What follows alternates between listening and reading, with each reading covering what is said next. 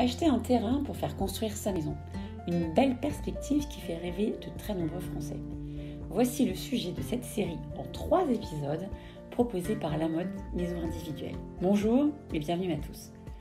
Dans ce premier épisode, nous allons aborder le sujet de l'achat d'un terrain et voir ensemble tous les points à mettre dans sa checklist pour trouver le terrain idéal. Pour faire le tour de la question, nous sommes avec Nicolas Belloir de Lamode Aménageur. Bonjour Nicolas. Bonjour. Nicolas, est-ce que vous pouvez tout d'abord nous expliquer quel est votre métier au sein de Lamode Aménageur ? Alors, je suis responsable de programme au sein du groupe Lamode.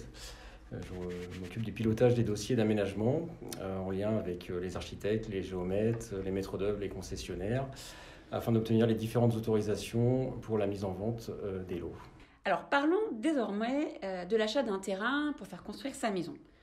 Je parlais tout à l'heure de checklist. Est-ce que vous pouvez nous dire quels sont les éléments à bien prendre en compte pour acheter le terrain de ses rêves ?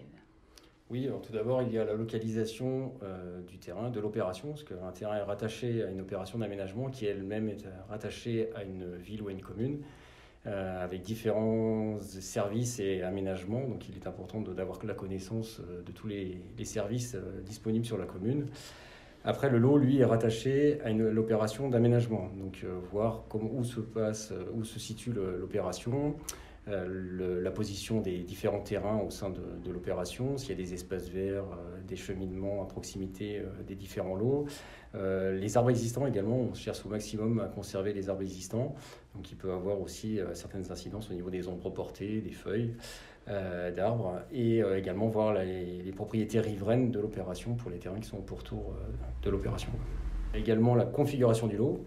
Alors la forme du terrain, il y a des terrains qui sont de forme rectangulaire, en forme de carré, d'autres qui sont plus étroits, d'autres plus longs. Donc c'est un critère à prendre en compte également. Il y a la surface des terrains. Alors c'est vrai que là on cherche au maximum à limiter maintenant l'étalement urbain, donc on nous impose des densités nettement supérieures par rapport aux opérations d'aménagement précédentes. Là maintenant on arrive à des tailles moyennes de l'eau de 350 m² à peu près, qui varient selon les départements. Ensuite il y a également l'orientation. Par la position de l'accès au terrain, qui détermine la position du garage, également qui détermine la zone de vie et les terrasses extérieures par rapport aux aménagements pourtour de la construction. Et également, il détermine aussi l'apport solaire pour la construction, qui est à prendre en compte pour les économies d'énergie. Il y a enfin la zone constructible du lot. Donc sur chaque terrain, il y a une zone constructible qui est attribuée, où va se positionner la maison et qui va déterminer également la forme de la maison qui devra s'adapter à cette zone constructible. Et il faut également appréhender les zones constructibles voisines, qui va prédéterminer un peu les maisons qui vont être à proximité du terrain. Et enfin, l'analyse du terrain. Donc, chaque terrain a ses propres caractéristiques. Donc, il y a la dénivelée, la pente du terrain qu'il faut prendre en compte. La position des attentes des réseaux, donc, pour la viabilisation des terrains, les branchements. La gestion des eaux pluviales, qui est maintenant une donnée que l'on prend en compte très en amont, parce qu'on essaye au maximum d'infiltrer les eaux pluviales pour avoir un circuit au plus court pour la restitution des eaux. Et enfin, prendre en compte l'ensemble du règlement du lotissement, qui peut être plus restrictif que les documents de la mairie au niveau du PLU et du PLUI, qui sont les règles par rapport à la constructibilité du terrain. Et enfin, la nature du sol aussi à bien appréhender au niveau des fondations. On voit bien qu'il y a une grande checklist et beaucoup de points à cocher. Est-ce que vous pouvez nous dire quelles sont les prochaines démarches ? Alors, la première, c'est le rendez-vous avec le conseiller commercial pour le choix du terrain, qui va vous orienter vers tel ou tel terrain selon vos attentes. À la suite de ce rendez-vous, il y a la signature de la promesse, donc avec un délai de rétractation de 10 jours, avec les frais de mobilisation du terrain qui est de 5% du montant du terrain. Et à ce rendez-vous, vous sera remis l'ensemble des pièces qui constituent le dossier, le plan de commercialisation, le règlement, les études de sol, pour la prochaine étape qui va être le choix du constructeur, du maître d'œuvre ou de l'architecte en fonction de la taille de la construction, pour l'élaboration du projet de permis de construire. Le client ensuite en parallèle devra valider ses conditions de financement pour l'achat du terrain et pour les frais de construction de la maison. Et donc en parallèle de la réalisation des travaux de viabilisation, il y aura le dépôt du permis de construire pour l'obtention de l'autorisation.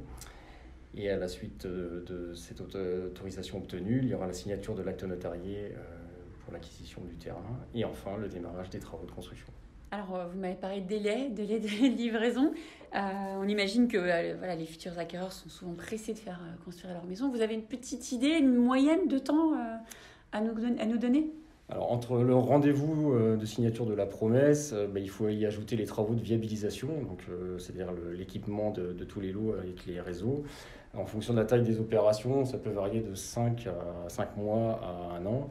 Pour qu'ensuite le client puisse déposer son permis de construire et acter le terrain par la suite et enfin démarrer les travaux de construction. Donc c'est vrai que c'est un délai qui peut partir qui peut durer environ 1 an et demi à peu près, 1 an et demi à 2 ans, quoi. Merci Nicolas. On a vu qu'il y avait quand même un certain nombre d'étapes à passer et qui sont, semble-t-il, fondamentales pour bien concrétiser son projet. D'où l'importance de passer par un professionnel comme Lamotte Aménageur. Est-ce que vous pouvez nous expliquer un peu quels sont les conseils et comment Lamotte Aménageur accompagne ses futurs acquéreurs ? En fait, depuis le rendez-vous de signature, le client n'aura qu'un seul contact avec le conseiller commercial, qui sera son seul interlocuteur, qui lui prend appui avec les différents services. Le service montage dont j'appartiens, le service travaux qui suit les travaux également, pour répondre à toutes les sollicitations qu'il aurait afin de pouvoir le satisfaire au mieux, quoi. Ouais, donc ça simplifie quand même beaucoup les démarches des futurs propriétaires. Tout à fait. Un grand merci Nicolas pour votre disponibilité et ces précieuses informations. Quant à nous, on se retrouve très vite pour le second épisode de cette série qui sera dédié au projet de votre future maison. À bientôt.